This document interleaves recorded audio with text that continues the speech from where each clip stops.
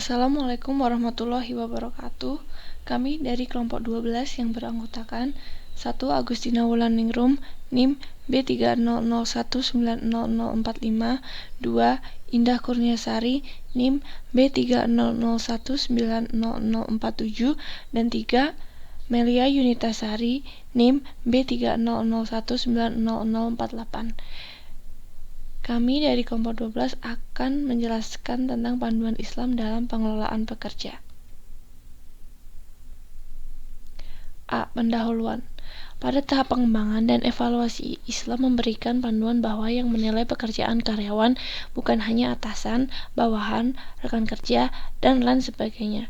Tetapi Allah dan Rasul-Nya juga menilai. Oleh karena itu, pengelolaan pekerja dalam Islam juga berdimensi transdental, yang artinya menonjolkan hal-hal yang bersifat kerohanian dan ukhrawi, yaitu hal yang bersifat duniawi.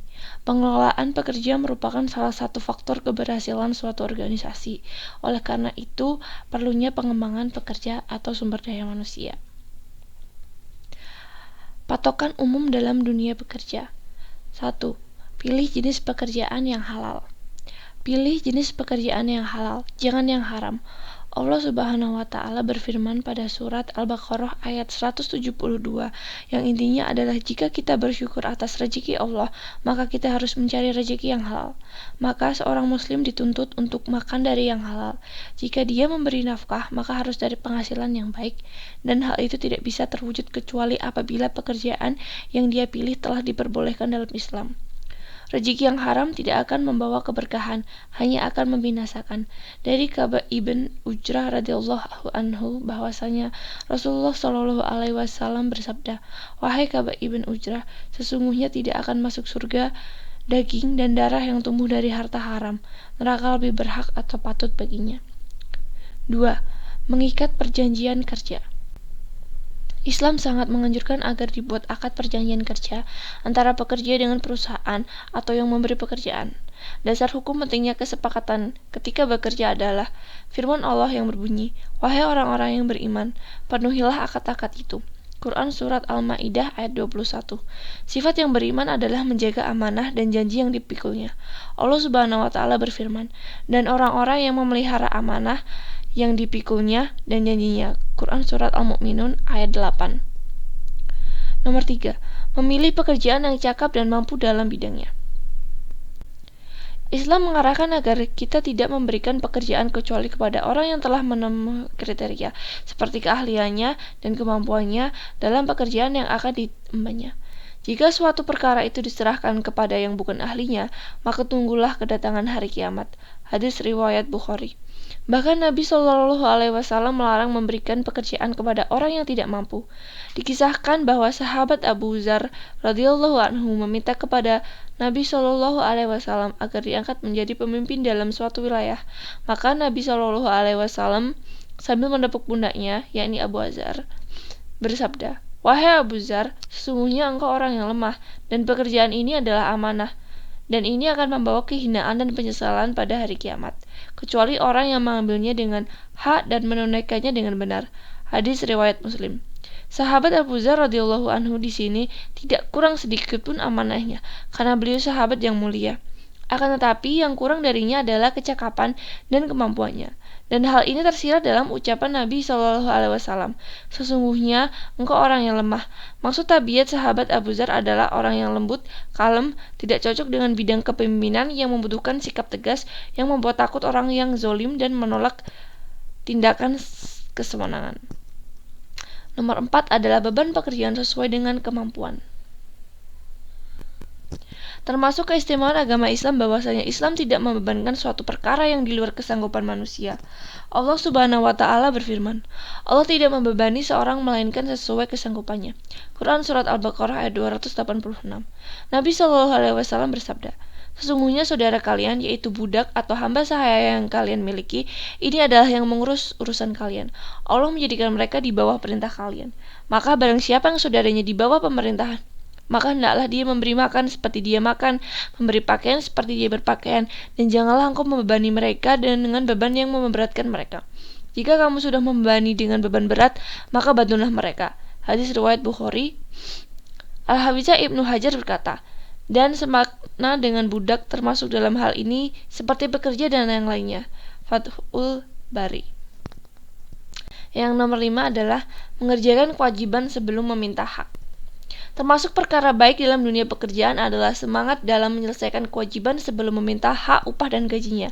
Karena menunaikan pekerjaan yang wajib sama saja kita menunaikan akad yang telah dibuat, sehingga akan mengikat pihak lain untuk memberi upah atau gaji. Andaikan setiap pihak menunaikan hal ini, maka akan hilang perselisihan, akan terbangun tolong-menolong dalam dunia pekerja. Sehingga pada akhirnya akan tercipta kondisi yang baik dalam menyelesaikan pekerjaan dari sisi kerapian, ketepatan, dan sesuai yang diinginkan. Adab orang yang memperkerjakan karyawan. 1. Segera membayar upah dan gajinya. Rasulullah SAW bersabda, berikan upah pekerja sebelum keringatnya kering. Hadis riwayat Majah. Disahihkan oleh Al-Albani dalam Al-Irwa. Bahkan bagi siapa saja yang tidak memberikan gaji dan upah pekerjanya, dia berhak mendapat ancaman yang sangat keras. Dari Abu Hurairah radhiyallahu anhu, Nabi SAW bersabda, Allah Ta'ala berfirman, 3 golongan yang aku menjadi musuh mereka pada hari kiamat. 1. Orang yang bersumpah dengan namaku kemudian berkhianat. 2. Orang yang sengaja menjual orang yang merdeka kemudian makan upahnya. Dan 3. Orang yang menyewa pekerja kemudian pekerja itu telah menyelesaikan tugasnya tetapi tidak memberikan upah pekerja tersebut. Hadis riwayat Bukhari. Termasuk dalam kategori tidak memberikan upah pekerja adalah menunda-nunda pembebanan gaji, memotong dan menahan gaji tanpa hak. 2. Tidak sombong. Jangan mentang-mentang kita yang memberi pekerjaan lantas kita sombong kepada pekerja. Tidak boleh, karena Allah Subhanahu wa Ta'ala berfirman, dan janganlah kamu memalingkan mukamu dari manusia karena sombong, dan janganlah kamu berjalan di muka bumi dengan angkuh. Sesungguhnya Allah tidak menyukai orang-orang yang sombong lagi membanggakan diri. Quran Surat Luqman ayat 18. 3. Memuliakan sebagai manusia. Dan sungguhnya telah kami muliakan anak-anak Adam. Quran Surat Al-Isra ayat 70. Maka janganlah Anda sebagai atasan memperlakukan pekerja seperti binatang, dipukul, diberi beban yang berat di luar kesanggupan. Tidak boleh, karena siapa yang nekat membebankan pekerja melampaui batas pada pekerjanya, sungguh dia telah membuat zolim atau aniaya. Nabi SAW bersabda, seorang budak berhak mendapat makanan dan pakaian serta tidak boleh dibebani dengan pekerjaan kecuali sebatas kemampuannya. Hadis riwayat Muslim. Al-Imam An-Nawawi berkata, para ulama telah bersepakat bahwa tidak boleh membebankan pekerjaan yang di luar batas kemampuan kepada budak.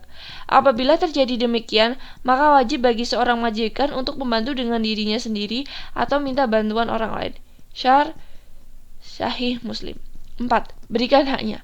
Pembantu, pekerja, atau sopir adalah manusia biasa. Mereka punya hak sebagaimana layaknya manusia yang lain. Mereka berhak untuk tidur, berhak untuk berobat jika sakit, berhak untuk makan, dan lain-lain. Semua ini harus dijaga oleh majikan. Jangan sampai membebankan pekerjaan hingga larut malam, sedangkan besok paginya harus bekerja lagi. Karena seorang muslim terhadap muslim lainnya harus punya rasa kemanusiaan, punya perasaan dan saling mengasihi.